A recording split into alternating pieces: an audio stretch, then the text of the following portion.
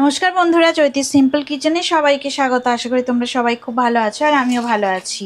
তো আজকে দেখো একদম অন্যরকম একটা রেসিপি নিয়ে আমি চলে এসেছি গরমের দিনে।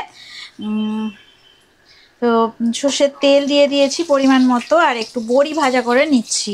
বড়দের প্রণাম আর ছোটোদের ভালোবাসা জানিয়ে আমি আমার রেসিপি এখন থেকেই শুরু করলাম। তো মিডিয়াম ফ্লেমে রেখে দিয়েছি,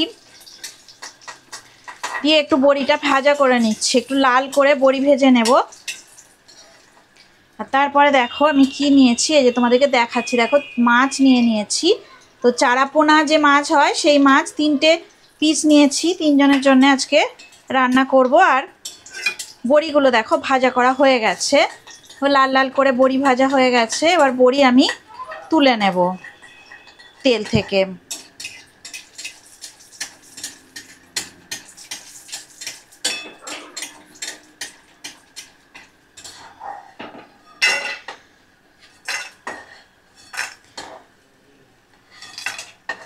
এগুলো হচ্ছে ছোলার ডালের বড়ি।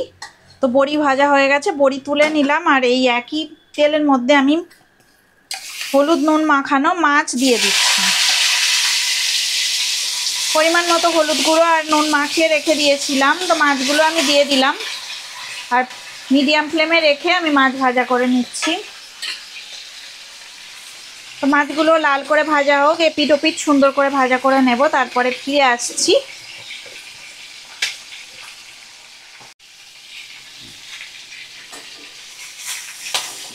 দেখো মাছগুলো এক সাইডটা ভাজা করা হয়ে গেছে, আমি উল্টা পাল্টে আর এক সাইডটা ভালো করে ভাজা করে নিচ্ছি।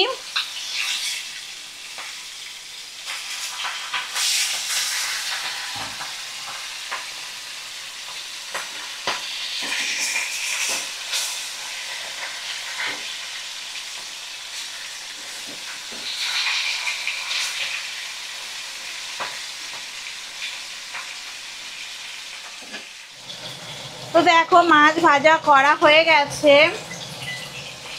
তো সমস্ত মাছ দেখো ভাজা করা হয়ে গেছে। তো আমি এবার মাছগুলো তুলে নেব।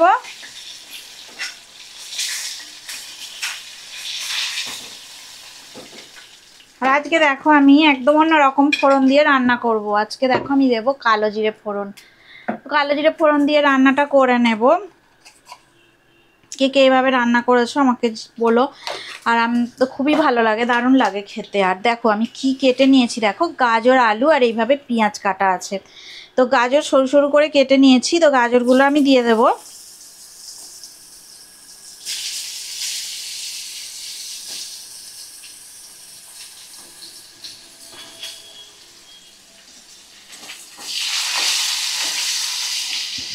এক মিনিট একটু নাড়াচাড়া করে নেব, তারপরে দিয়ে দেবো আলু আর পেঁয়াজ। কারণ গাজরগুলো থেকে একটু কাঁচা গন্ধ চলে গেলে তারপরে আলুগুলো আমি দিয়ে দেবো। এইভাবে লম্বা লম্বা করে কাটলে দেখতেও ভালো লাগে, ঝোলের মধ্যে দিলে তো ভালো লাগে বলেই আমি করেছি। আর গাজর দিয়ে অনেক রকম পদই হয়, কিন্তু মাছের ঝোলে গাজর দারুণ লাগে খেতে। তোমরা করে দেখো, আমি অনেকবারই এই রকমভাবে ট্রাই করেছি। তো গাজর দিয়ে মাছের ঝোল মিষ্টি মিষ্টি লাগে, বেশ দারুণই খেতে লাগে। তো তোমরা একবার ট্রাই করে দেখতে পারো,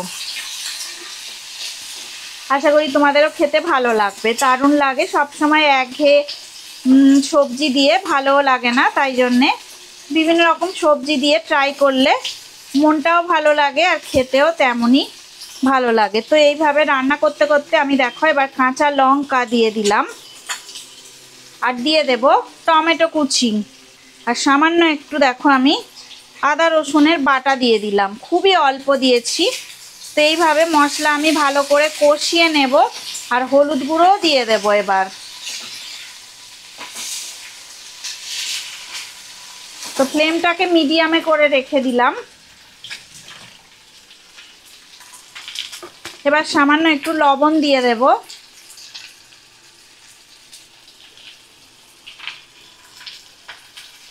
যেহেতু ঝোল হবে সেহেতু পরিমাণ মতো লবণটা দিতে হবে, যে যার পরিমাণ মতো লবণটাকে দিয়ে নেবে।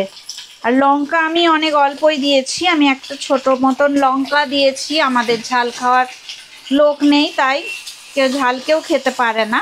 তো তোমাদের মনে হলে আর একটু বেশি লঙ্কা দিয়ে রান্নাটা করতে পারো। এইভাবে গাজর দিয়ে, আলু দিয়ে, টমেটো, পেঁয়াজ দিয়ে কে করেছো আমাকে জানিও। আর যদি না করে থাকো একবার হলেও ট্রাই করবে, খুবই সুন্দর লাগে, সুস্বাদু এই রেসিপিটা। তো গাজরগুলো আমি অনেক সরু সরু করে কেটেছি, আর আলুগুলো তাই যাতে খুব তাড়াতাড়ি সিদ্ধ হয়ে যায়, গ্যাস খরচা কম হয়। তো এইভাবে রান্না করলে খেতেও ভালো লাগে, দেখতেও আরও সুন্দর হয়। অত্যন্ত সুস্বাদু খেতে মাছের ঝোল। তো গরম গরম ভাতের সঙ্গে দারুণ লাগে। আর এই যে গরম পড়েছে প্রচণ্ড, তার মধ্যেই মাছের ঝোল দারুণ লাগবে। পাতলা করে আমি করব বড়ি আলু দিয়ে। তো দেখো পরিমাণ মতন জল আমি দিয়ে দিলাম, যেহেতু ভাত দিয়ে খাওয়া হবে তো ঝোলের পরিমাণটা একটু বেশি করতে হয়। তার মধ্যে বড়ি আছে, বড়িগুলো ওই ঝোলটা টেনে নেবে, তাই জন্য আমি অনেকটা পরিমাণেই জল দিয়ে দিলাম। আর সব সময় জিরে ফোড়ন দিয়ে ভালোও লাগে না, তাই দেখো কালো জিরে ফোড়ন দিয়ে আমি মাঝে মধ্যেই রান্নাটা করি, কালো জিরে ফোড়নে। তো খেতে খুবই স্বাদ হয়। তো তরকারিটা ফুটে যাওয়া পর্যন্ত অপেক্ষা কর। দেখো তরকারিটা ফুটতে শুরু করেছে। এইবারে আমি ঢাকা দিয়ে মাছগুলোকেও দিয়ে দেব একেবারে, কারণ গাজর আর আলু প্রায় আমার সিদ্ধ হয়ে গেছে, অনেক সরু করে আমি কেটে নিয়েছিলাম। তো দেখো অনেকটাই সিদ্ধ হয়ে গেছে, তাই জন্যে আমি বড়ি, মাছ সমস্ত কিছুই দিয়ে দিলাম। ভাজা বড়িগুলোকেও আমি দিয়ে দিয়েছি, কারণ যেহেতু এটা ঘরের বড়ি, মানে বাড়িতে বানানো হয়েছে, এগুলো কেনা বড়ি নয়, তাই জন্যে কি বলতো সিদ্ধ হতে অনেকটাই সময় লাগে। তো আমি দেখো এবার ঢাকা দিয়ে 5 মিনিট পরে ফিরে আসছি। দেখো মাছের রেসিপি আমার গাজর আলু টমেটো দিয়ে রেসিপি একদম রেডি হয়ে গেছে। তো রেসিপিটা যদি ভালো লেগে থাকে অবশ্যই লাইক দেবে, শেয়ার করবে আর কমেন্ট করে আমাকে জানাবে তোমাদের কেমন লাগলো। তোমরা সবাই ভালো থাকো, সুস্থ থাকো, আর আমার রেসিপি এইভাবে দেখতে থাকো। এতক্ষণ ধরে রেসিপিটা দেখার জন্য, আমার সাথে থাকার জন্য তোমাদের অনেক অনেক ধন্যবাদ। আজকের মতো টাটা, পরে আবার নতুন রেসিপি নিয়ে তোমাদের সামনে আমি আবার চলে আসবো।